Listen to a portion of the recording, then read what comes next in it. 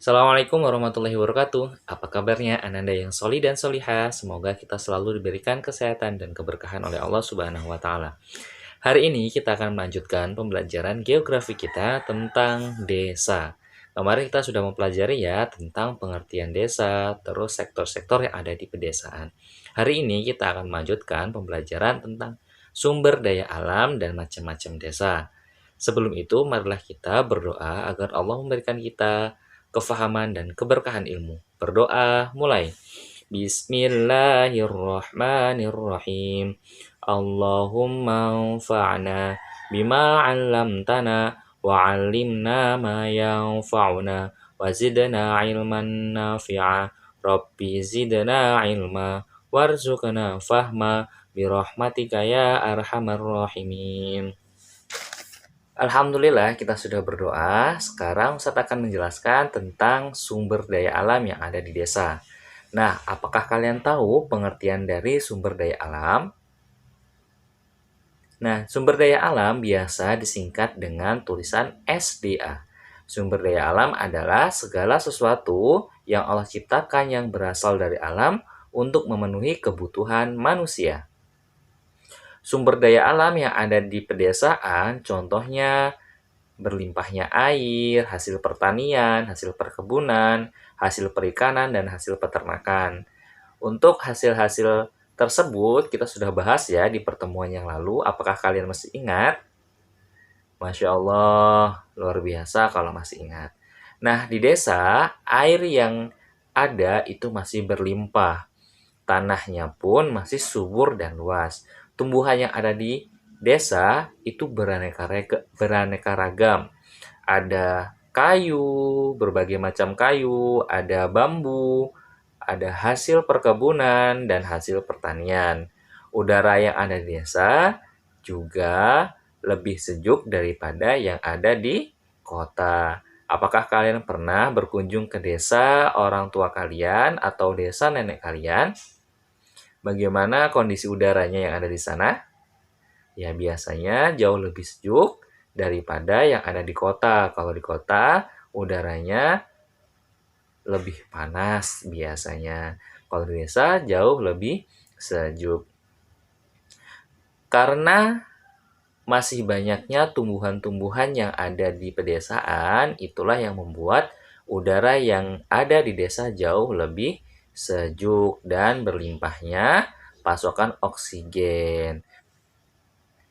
Masya Allah, ternyata Allah itu baik sekali ya menciptakan sumber daya alam yang bisa kita nikmati secara gratis. Maka tugas kita sebagai manusia adalah bersyukur terhadap nikmat Allah yang telah diberikan kepada manusia. Bayangkan ketika Allah tidak menciptakan air untuk kebutuhan manusia, maka kita akan kesulitan sekali ya untuk bisa melaksanakan aktivitas seperti biasanya, seperti berwudu, mandi, terus minum, masak, dan lain-lainnya. Maka kita akan kesulitan ketika kita tidak memiliki air.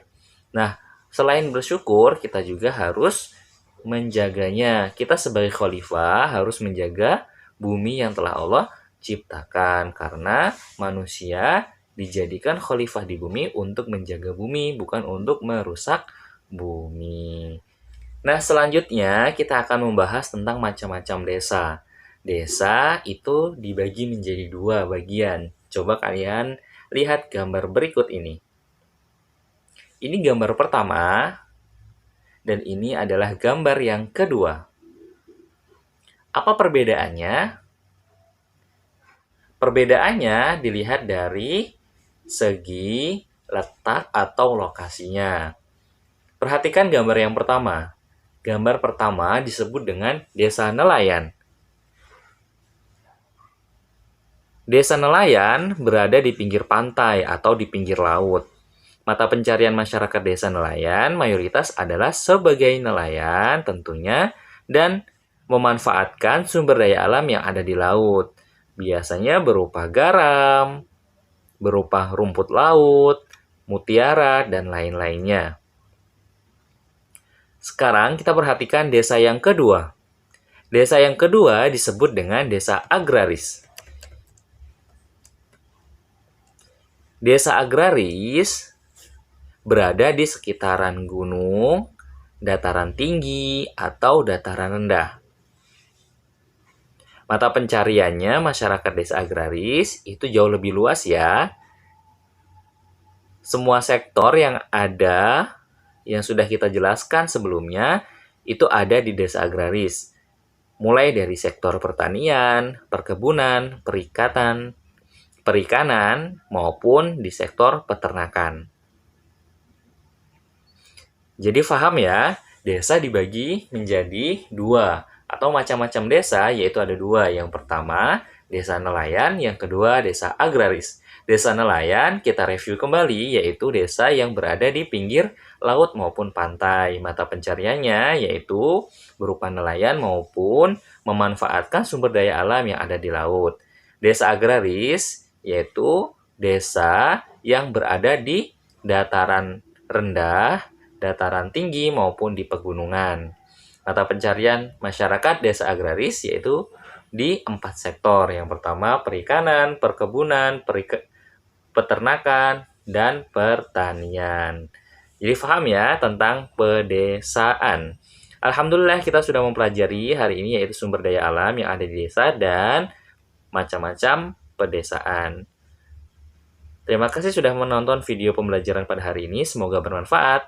Ustadz akhir, Assalamualaikum warahmatullahi wabarakatuh.